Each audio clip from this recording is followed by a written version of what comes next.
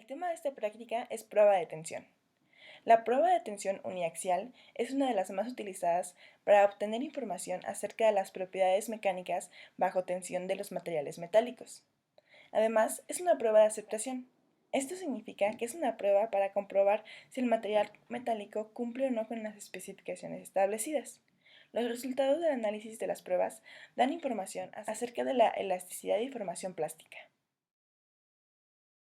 El objetivo de esta práctica es conocer la operación de la máquina universal y realizar un ensayo normalizado de tensión de diversos materiales de acuerdo a la ASTM. Una probeta de aluminio 6061, una probeta de acero y la máquina universal y un vernier. Para iniciar la práctica tomamos cada una de las probetas, una de aluminio y una de acero, y comenzamos a medir la sección transversal de cada una de ellas, es decir, el diámetro, con un vernier. A continuación se coloca la probeta en la máquina universal sujetándola de ambos extremos. Uno de los extremos queda completamente fijo, mientras que el otro se puede mover. Posteriormente se coloca un extensómetro en el área de medición de cada probeta que sirve para medir el porcentaje de elongación que se tiene. Cuando se enciende la máquina universal para realizar la prueba de tensión, la máquina universal jala, por así decirlo, la probeta a una velocidad específica. Generalmente esta se da en milímetros por minuto y la resistencia a la fuerza aplicada se comienza a registrar y a graficar. Para obtener los datos experimentales que obtuvimos a partir de nuestras pruebas de tensión, es necesario conocer a nuestra gráfica. Esta es la recta elástica. Aquí tenemos la curva plástica. Aquí se traza una línea paralela a la recta elástica que cruza la curva plástica. Esta será la resistencia a la fluencia. Y aquí hay una recta completamente vertical, es decir, a 90 grados, y que corta en el punto de mayor fuerza. Esta será la resistencia a la tensión. Para obtener nuestro módulo de elasticidad, lo que hicimos fue calcular la pendiente de la recta elástica. Esto es decir, que tomamos cualquier valor de la recta y tomamos el punto en Y y el punto en X, dividiendo estos, es decir, el punto en Y sobre el punto en X. También medimos lo que fue la deformación y para eso inicialmente tomamos la longitud que se muestra aquí en la probeta antes de que fuera sometida a prueba de tensión. Esa era nuestra longitud inicial. La longitud final la tomamos, la probeta ya que estaba rota la juntamos para poder también tomar aquí la longitud que se sometía a tensión. Aparte también sacamos la resistencia a la fluencia y resistencia a la tensión. Para esto la fórmula es muy parecida, ya que es fuerza sobre área. Para la resistencia y la fluencia se tomó la fuerza que está en este punto, y para la resistencia a la tensión se tomó la fuerza que se aplicó en este punto. La adecuación de los datos en cada uno de los tipos de probeta, es decir, aluminio y acero, serán mostrados en la siguiente tabla. Debemos recordar que la forma de obtener estos datos es la misma para ambas probetas.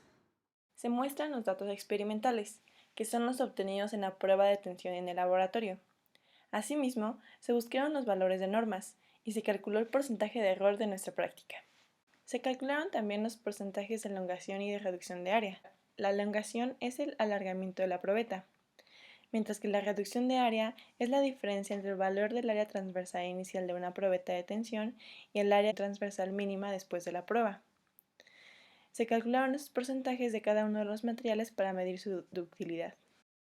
Al analizar las propiedades obtenidas del acero y del aluminio con las investigadas en normas, se obtuvo un gran porcentaje de error, sobre todo en el módulo de elasticidad.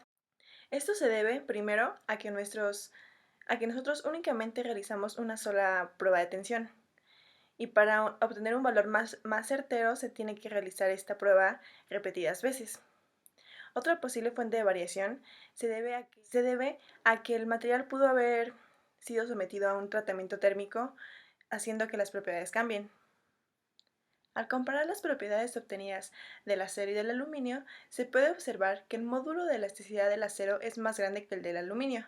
Esto significa que el acero es más rígido, pues es capaz de soportar grandes esfuerzos sin sufrir grandes deformaciones. Además, se observó que el aluminio tiene un porcentaje de elongación y un porcentaje de reducción de área más grande que el del acero. Esto significa que es un material más dúctil. Indica el grado de deformación que puede sufrir un material sin que se fracture. Ahora bien, vamos a explicar la curva de esfuerzo de deformación, haciendo énfasis en los principales puntos y regiones que en ella podemos observar. En un inicio, los materiales tienen una deformación lineal que es definida mediante esta regla. En esta, el esfuerzo es directamente proporcional a la deformación que podemos observar. En esta porción podemos también observar el módulo de Young o el módulo de elasticidad, que se define simplemente como la pendiente de esta regla. Posteriormente, si nuestro material se sigue deformando, pasa el punto de excedencia y vamos a tener una deformación plástica, en la cual nuestro material ya no va a regresar a su estado original.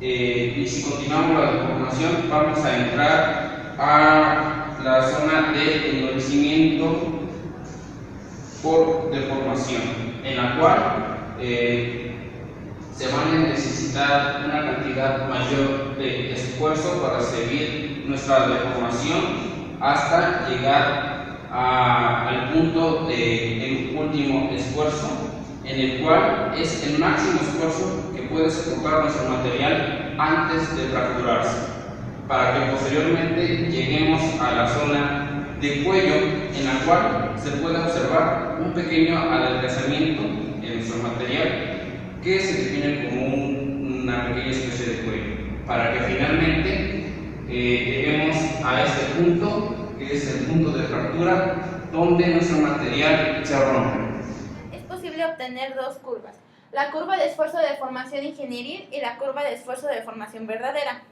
Estas se diferencian ya que la curva de esfuerzo de deformación ingenieril, a partir del límite elástico, toma solamente el área inicial y el área final. En cambio, la curva de esfuerzo de deformación verdadera sí toma en cuenta la diferencia de áreas en el transcurso de estas. Estas curvas son usadas, la ingenieril por ejemplo, cuando se planea hacer un diseño, se utiliza para saber las propiedades mecánicas que va a tener ese material y cómo va a actuar dependiendo del diseño. En cambio, la curva de esfuerzo de deformación verdadera es usada principalmente en procesos de manufactura. Por ejemplo, la forja, en donde los datos necesarios son muchísimo más exactos. Con esta prueba podemos obtener información sobre la elasticidad y la capacidad de deformación del material. Esta información se puede aplicar al momento de diseñar. También se puede conocer el rendimiento del material gracias a esto, e incluso se puede hacer control de calidad de una producción. Es muy importante saber cuál es la fuerza máxima que va a soportar nuestro material antes de que empiece a deformarse, o cuál es la fuerza máxima que va a soportar nuestro material antes de que se rompa. En esta práctica pude aprender que los materiales actúan de diferente manera dependiendo de las propiedades mecánicas que poseen, que estas son muy importantes ya que al conocerlas podemos saber cómo va a reaccionar nuestro material dependiendo de una carga, o saber cuál es el material que podemos usar dependiendo de las necesidades que tengamos a la hora de diseñar una herramienta o alguna máquina. Esto nos sirve, por ejemplo, en la curva de esfuerzo de deformación. Pudimos ver cuál es la carga máxima que soporta nuestro material antes de empezar a deformarse, cuál es la carga máxima que soporta antes de romperse. Pudimos comprender la diferencia que existe entre la zona plástica y la zona elástica de tu material. Creo que es una de las cosas más importantes de conocer, ya que es muy importante saber reconocer en qué momento tu material se va a deformar y en qué momento la fuerza incluso puede llegar a romperlo. Creo que más que nada esto es muy útil para el diseño, pero creo que también esto ayuda para comparar materiales a la hora de elegir. El mayor aprendizaje en esta práctica fue el identificar e interpretar las áreas y puntos específicos en las gráficas esfuerzo de deformación, y esto es útil al momento de diseñar cualquier pieza metálica, pues te da información acerca de sus propiedades mecánicas. Pudimos ver, pude ver varias cosas que estamos viendo en la clase y también que vimos, que he visto en otras clases pasadas con mecánica de materiales. Algo que interesante fue ver que los valores teóricos a veces se diferencian mucho de los prácticos, aunque también tenemos que tomar en cuenta que no hicimos todas las pruebas que se deben para poder hacer un comparativo más exacto. Yo